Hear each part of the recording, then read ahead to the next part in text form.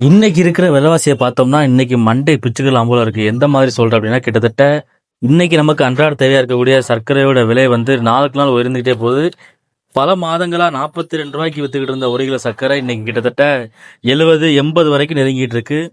எந்த பொருளுமே இன்னைக்கு சர்க்கரை இல்லாம கிடையாதுங்கிற மாதிரி ஆயிருச்சு. இந்த மாதிரி நாளுக்கு நாள் வந்து இந்த சர்க்கரையோட விலை வந்து குறைந்துகிட்டே போகுது.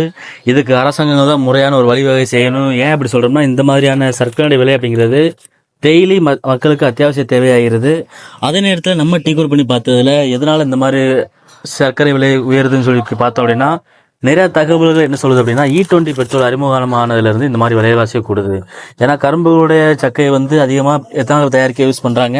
ஸோ அதனால் சர்க்கரை அளவு தயாரிக்கிறது குறைந்ததுனால இருப்பை பயன்படுத்தும் போது அதனுடைய தேவைகள் அதிகமாகிறது.